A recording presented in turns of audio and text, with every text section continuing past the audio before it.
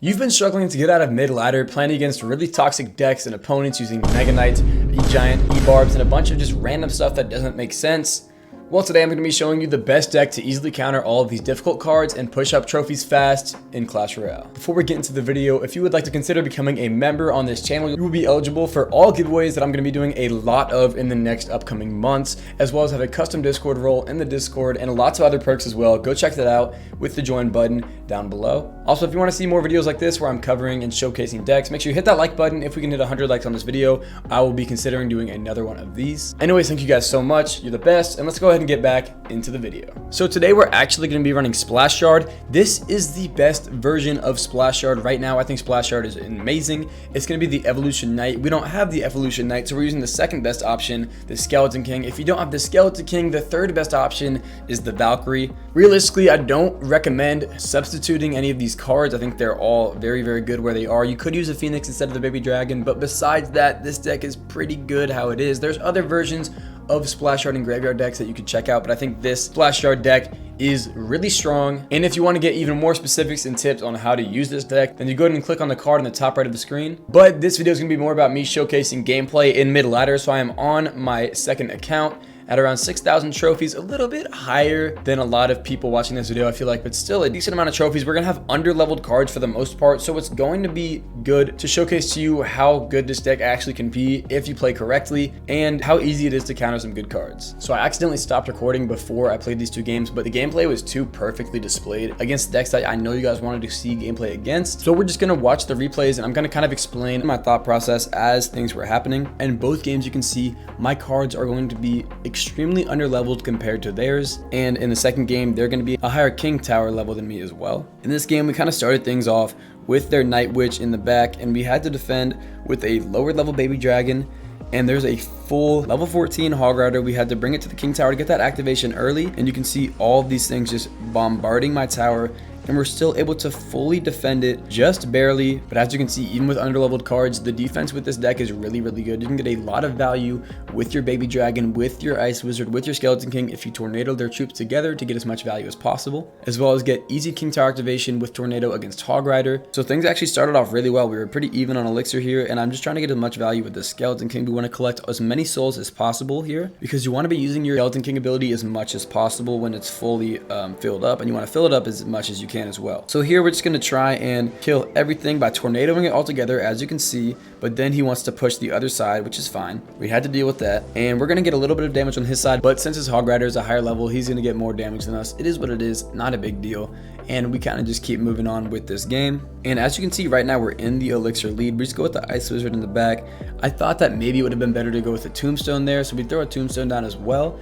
And as you can see, our Ice Wizard is level 10. It doesn't even one-shot his skeletons from his Tombstone. Like, this is going to be a difficult game. As you can see, we're playing against a guy that is a lot higher level than us, but we want to get as many souls again as we can with this Skeleton King. We're going to poison everything. We want to start getting damage on the tower early. That is key, because a lot of the time it's going to come down to a one tower game with this deck. You want to get as much damage as you can throughout the whole game with your poison. If that is possible to get poison value on the tower, you want to get it. As you can see, our Tornado brought everything together. We got so much value from all of our troops, and we wanted to get that Skeleton King ability off if it was possible, and we were able to. And now look at this.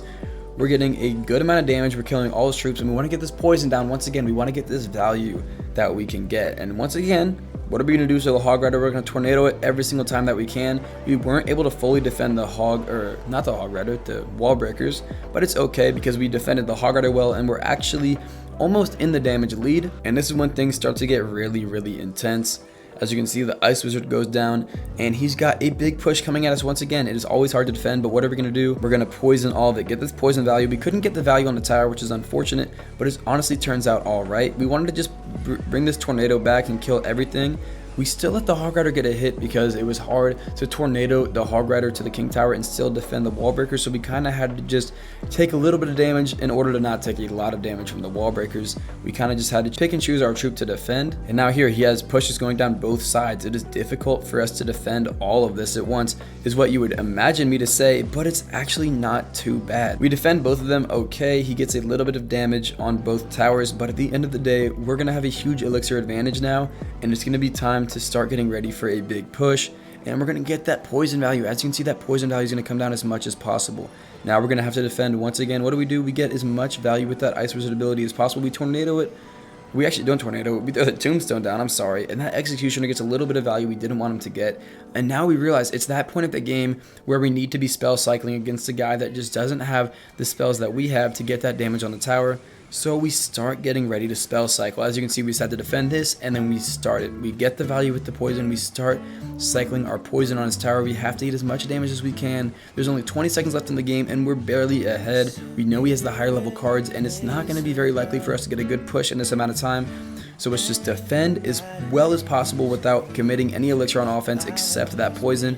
And look at us go. We get this poison down. We're down damage. We get the poison down at the last second. We want to cycle to this tornado, get even more tower damage. And we do. We tornado everything back. And we get the win with literally 1 second left. An absolutely beautiful game. And you love to see it all the way. So I know a lot of you wanted to know, okay, how do we kill Hog Rider? How do we do that in that game? In this game, how do we beat the most toxic decks possible? Royal Giant, Barbarians, Rocket, Goblin Hut, E-Barbs, and I forgot what the last card was. There's another really toxic card in this deck. I just can't remember. So we start with the Ice Wizard, and he starts with a Rocket, which is like, why would he use all that elixir on our Ice Wizard? So I'm like, we need to push now. Now's a good time. We know we have the elixir advantage, and we just start going in. And look at this. He's going to go with the Goblin Hut. Oh yeah, he has a Wizard as well, which is just weird. And immediately, we're going to get a lot of damage. And look at that. It's going to be hard for him to defend because we had the elixir advantage. We knew we had the elixir advantage. And we already had a baby dragon going towards his tower. So, of course, we're going to push. And as you can see as well, I now remember he had the giant skeleton. So this is literally like pretty much as toxic as it can get. I mean, he could have had a Mega Knight, but he decided to be a little bit nice on us. Overall, though, it is going to be a difficult game for us. He's got a lot of high-level cards. And once again, this one's going to come down to the wire, so you got to stay tuned for this whole deck and how I'm going to counter all of these cards with under-leveled cards. So he's got E-Barbs coming at us full health.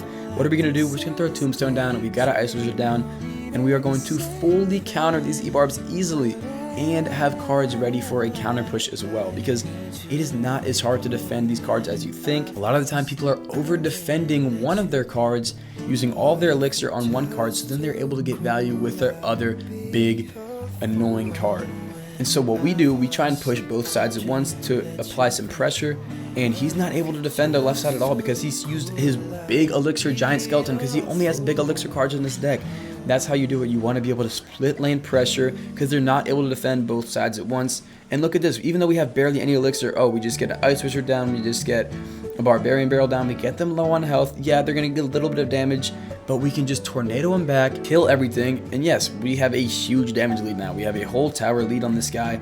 And then this is when he places the RG, and I'm like, okay, I don't know what to do now. I've pretty much accepted that I'm going to lose this right tower, but I still want to get this Royal Giant killed so he doesn't get damage on my King Tower. I do think Ice Wizard was a bit overkill on our end, but at the end of the day, it's not too big of a deal. He's going to go with E-Barbs. What are we going to do? The same thing we did before, just easily defend them. Obviously, we don't have the Tombstone and Cycle right now, but now we do. We want to tornado everything together to get as much value with this baby dragon, and then boom, easily kill everything here. We get the Skeleton King just to be safe, and we have a big damage lead. What does he do? He goes with the Royal Giant in the pocket. This is something that is pretty much unstoppable for us. We didn't have Tombstone or Tornado and Cycle, so it was very difficult. We let him get a lot of damage, and this is when it is like, okay, it's starting to get a little bit scary. We have the underleveled cards. It's hard to deal with that, but he throws a rocket down. He's not able to kill our tower, and we know that we have the elixir advantage. He has no elixir to defend. We go with the last second. We know he used his arrows and he wasn't able to take us down. We took him down. I'm excited just watching this back. This was such a hype game,